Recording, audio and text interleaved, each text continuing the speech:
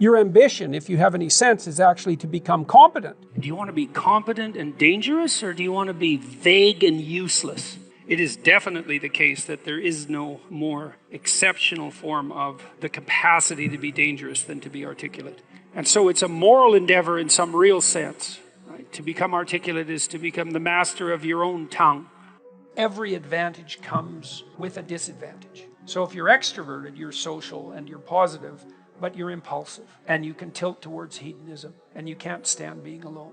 No matter where you land in the temperamental landscape, you're going to have your associated faults and temptations. You've got a goal, and you'll see that as you progress towards the goal, there'll be obstacles that emerge, and some of them you don't want to confront. That's why it's useful to order your room. Chaotic room makes you anxious. Why? Too many pathways, man. People don't really repress the things they don't want to face, they just fail to unpack them. You want a horizon of ever-expanding possibility. We're built to walk uphill, and when you reach the pinnacle of the hill, you want to stop and appreciate the vision, but the next thing you want is a higher hill in the distance. Beware of unintended consequences. It's like, oh no, this thing will just do what I want it to do and nothing else. It's like, no, it turns out that not only is what we want from each other the real thing, but that's also the adventure of your life.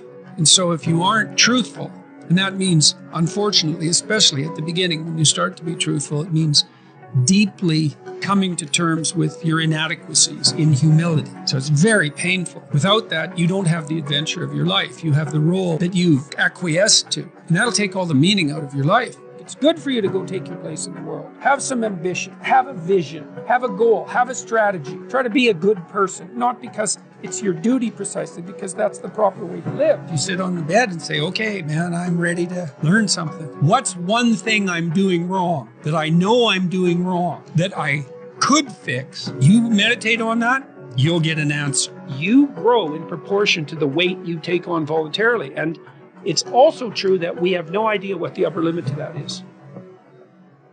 It's from the uphill climb that we derive our value, and I mean this technically. So almost all the positive emotion we feel, especially the emotion that fills us with enthusiasm, and that's experienced in relationship to a goal. And so in some sense, you want a goal that you can never attain. So you can always move closer to the goal that recedes as you move towards it. You think, well, that's frustrating. It's like Sisyphus pushing the rock uphill. But it's not, because as you pursue that goal, you put yourself together and your life does get better and richer and more abundant. And that's why the highest levels of virtue and goal are in some sense transcendent. You want them to be above everything you're doing so you can continually move towards something that's more sublime and better. That's what you are. You're here to live, not to sleep. And the problem with the vision of Mai Tais on the beach is that, well, first of all, that's a vision of drug-induced unconsciousness. Second, it's only going to work for about a week. Third, you're going to be a laughingstock in a month and depressed and aimless and goalless. You want a horizon of ever-expanding possibility. And so it does happen to people because they've staked their soul on the attainment of an instrumental goal. And it can be a pretty high order goal, but then you think, now I'm there, now what? Well, the answer can't be, well, I'm going to live in the lap of luxury and never have to leave the face. What do you want to be, a giant infant with a gold bottle? You never have to do anything but lay in your back and suck. It's like, you see the problem with that as a conceptualization.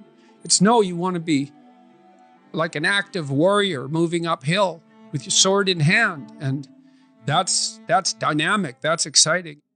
People are afraid of the truth because often if you reveal it, it causes conflict in the moment. Telling the truth is definitely an adventure. Seeking for sure, but also telling. Another way of going about it is to just say what you think and see what happens. That's an adventure because you don't know what the outcome is going to be. So look, there's this old idea that it's necessary to have faith in the truth.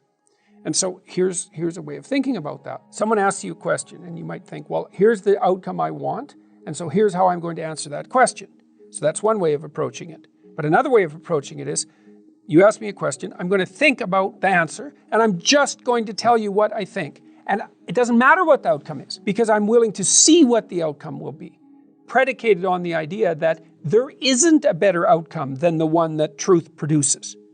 Even if it's harsh and terrible in the short term, and sometimes it is, it's like there isn't a better way of doing it. Now, You might say, well, how do you know that? And the answer is, well, I don't know that. That's why it's an article of faith. Because I believe, and I believe this deeply, the being that you produce as a consequence of telling the truth is good, by definition. Even though it's harsh and often uncomfortable, because you get in trouble. One of the things that I've really learned recently, or learned to articulate better, is that there's a very tight relationship between aspiration and responsibility. The first question might be, do you need to aspire to something? And the answer is, well, yes, because you have to do something. If you just sit there, you'll die. You can't just sit there. You have to go act out in the world. Okay, so act towards what? Well, that's whatever your aspiration is. You have to have an aim. Okay, well, what should the aim be? Well, it should be something worth doing, let's say. Why do something that you don't feel is worth doing? What do you think's worth doing? Well, if you watch other people and you judge when they're doing something worthwhile, you usually judge them positively if you see that they're taking responsibility, at least for themselves. What, do you want to be completely useless so other people have to take care of you? That's pretty pathetic. And maybe you could get your act together so you're taking care of yourself and your family. And maybe you could even do better than that and take care of yourself and your family and your community. Well, good for you. That's responsibility, and that's an aim. Well, here's one of the things that's cool about that, is that your life doesn't have meaning without aspiration or an aim. Okay, so you need a hierarchy of values. There's got to be something at the top. It's got to be something important. If you don't have that, your life doesn't have any meaning. So if you criticize the hierarchy, or even the idea of hierarchy, you destroy the idea of aspiration. And then people have nothing. Well, that's not helpful. People are built for a struggle and they're built for a weight, and you want to take on a heavy burden voluntarily. See if you can put yourself together. See what you can do out in the world while you're waiting to die. It's an all-in game. It better be worthwhile. You only have to ask a stupid question once. You ask a stupid question, and if you're in a crowd and you ask a stupid question, 80% of the people in the crowd have the same question. They're just too cowardly to ask. But you ask and then someone actually tells you, you never have to ask that question again. You're no longer stupid. What stupid thing am I doing that I could quit doing? That I would quit doing? Because those aren't the same thing, right? Because you know there's stupid things that you're doing that you're just not going to quit doing because you like them. But there might be something on the edge there where you could stop that. If you want to know something about yourself, sit on your bed one night and say to yourself, you got to mean this. Like, you got to be desperate. This is no game, this. My life is not everything I want it to be, and perhaps it's not everything that I need it to be. And by need, I mean my life is so unbearable that the suffering that's attendant upon that is make me nihilistic, cynical, bitter, resentful, driving the proclivity to see evil everywhere except within my own heart. Like, these are problems, man. And you ask yourself, you sit on the bed and say, okay, man, I'm ready to learn something. What's one thing I'm doing wrong that I know I'm doing wrong, that I could fix, that I would fix? It's like, you meditate on that, you'll get an answer. And it won't be one you want, but it'll be the necessary one. You know, and it's often something that will point you to small things. Like, that works. You start making those micro improvements, like real micro improvements, real on the ground, actual micro improvements to things you know that are wrong, you'll improve unbelievably rapidly.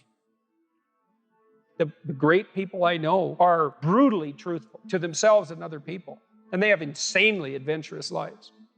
Get rid of everything you say that you only say to impress other people, and just see if you can say what you believe to be true. That's an adventure.